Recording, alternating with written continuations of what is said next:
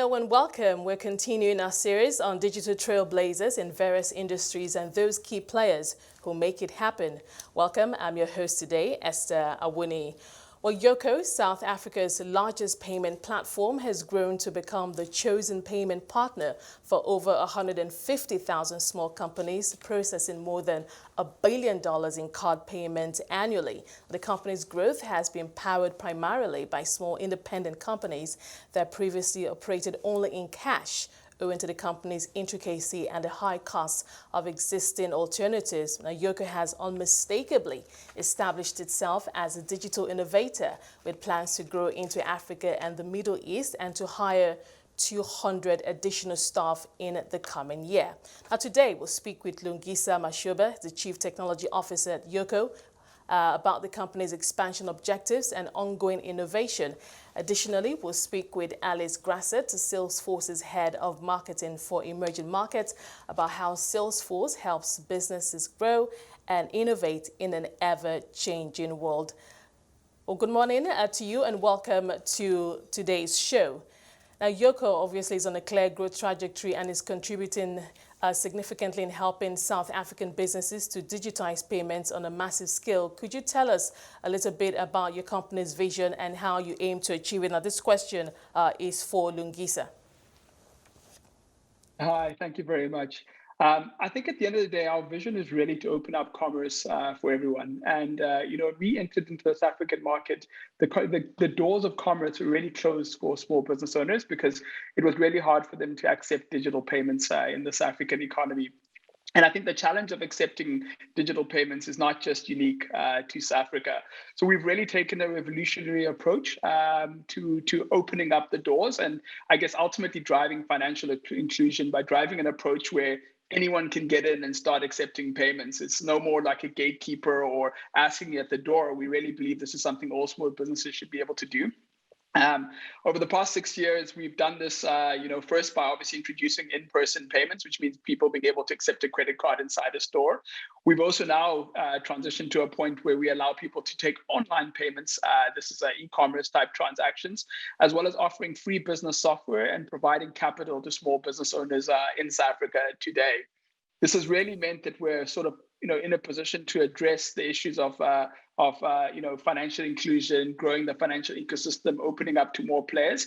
And I think at the end of the day, this is really what's going to enable us as a business to grow and ultimately also mean that we're digitizing more payments on the continent and I guess spreading that vision of open commerce. Okay, then let me just put out a follow-up question. And as we know, the past year has accelerated many businesses' digital transformation efforts. Are there any major developments or innovations that have resulted from the pandemic? Yeah, so I think, Yoco's growth is actually driven almost exclusively by small independent businesses. And these businesses, a lot of them were previously cash-based only. With a lack of existing alternatives and the complexity and high cost related to digital payments. COVID-19 has sharply accelerated the move away from cash. And you can imagine with any kind of a pandemic that spreads through contact and through, human-to-human contact, something like cash is going to be sort of, public enemy number one. And I guess as consumers transition away from paying in cash, small businesses now need to adopt digital payments. And this has obviously meant a huge opportunity for all types of digital payments in the industry, whether physical or online, across both aspects of that. So I think that really has been probably the biggest change on our side. All right, now before I bring in Alice, Lungisa, just one quick question for you. Now there's a lot in the news about how customer experience is driving the future of payments. Now, how important is the user experience for you? And can you also tell us about the customer experience that you are creating at Yoco? Yeah, so I think I'll start by saying customer demand is one of the strongest indicators of successful products. So at the end of the day, if you don't have customer demand, you're not gonna grow really well. We as a company always choose quality over quantity when it comes to developing products because we consistently want to provide our customers with a desirable product. And this goes back all the way to our early days. We chose to grow a little bit slower at the start because we knew that high quality would accelerate us in the future. What this translates to is that we focus and we go deeper on fewer things as a company, and try to build out things in a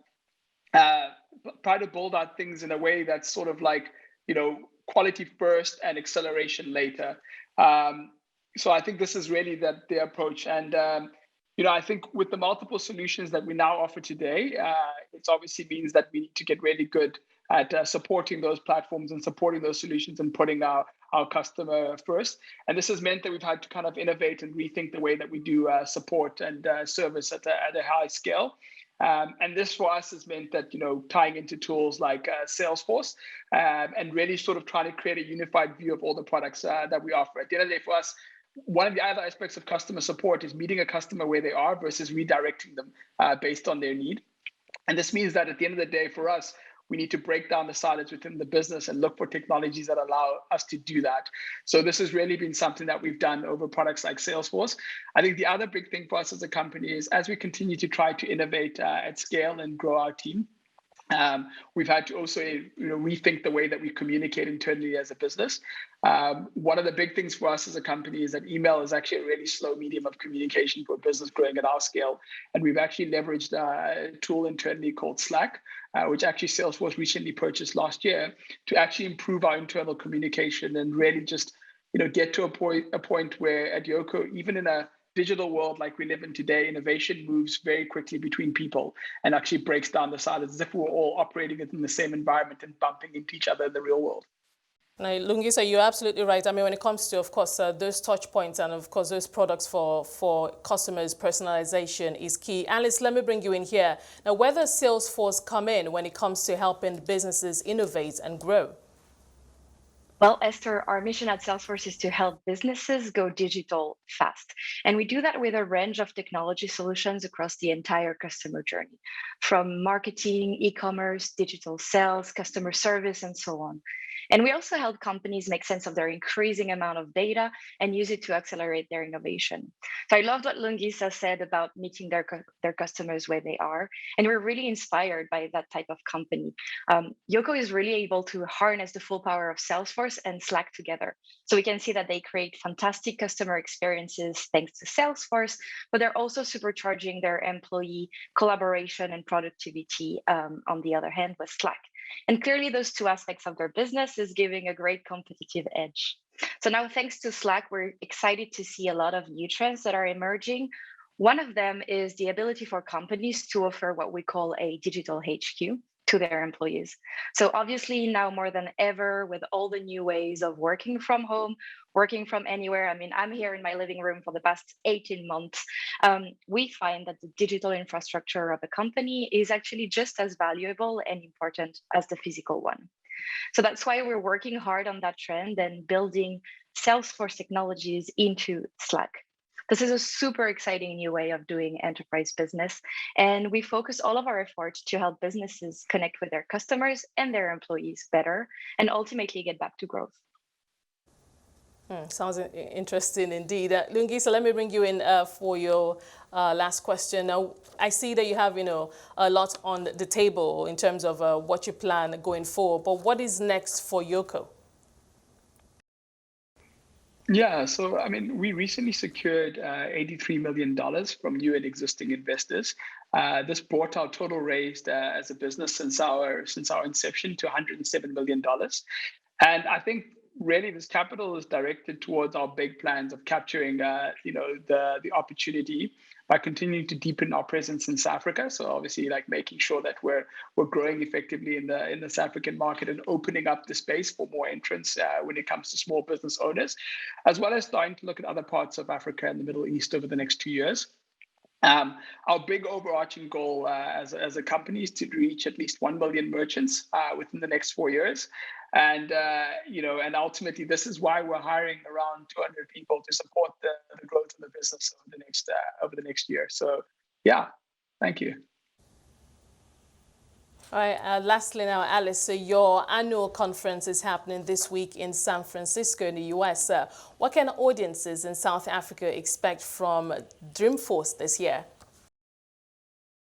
Like you said, Dreamforce is happening this week, and we're really excited. Dreamforce is this incredible conference, and it typically takes place in San Francisco every year. But this year is a little bit different because we're bringing the magic of Dreamforce everywhere, and everybody can get a front row seat. We are launching a new streaming platform called Salesforce Plus. So think of it as Netflix, but for business content. And we're bringing the magic of Dreamforce around the world. It's entirely free. It's full of these amazing live experiences, inspiring speakers, original content, and podcasts. And we really want this platform to inspire businesses to learn about the latest about technologies, innovations, and thought leadership in business. So all I want to say is I invite everybody to go to dreamforce.com and join Dreamforce virtually on Salesforce Plus. And yeah, go get inspired and enjoy the show. Absolutely. Now, Lungisa, let me come back to you. We still have about 2 minutes left. I just wanted to ask you how important this partnership is between Yoco and Salesforce. How important or how significant is this partnership for Yoco?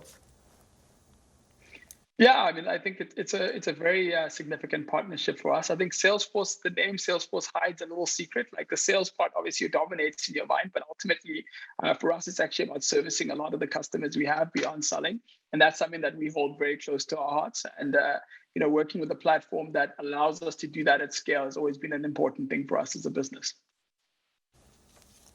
When it comes to innovation, as part of what you have in the pipeline, as you move ahead to hire more staff or strengthen your staff strength, what is that one innovation that you would like us all to that we should all be looking forward to from Yoco?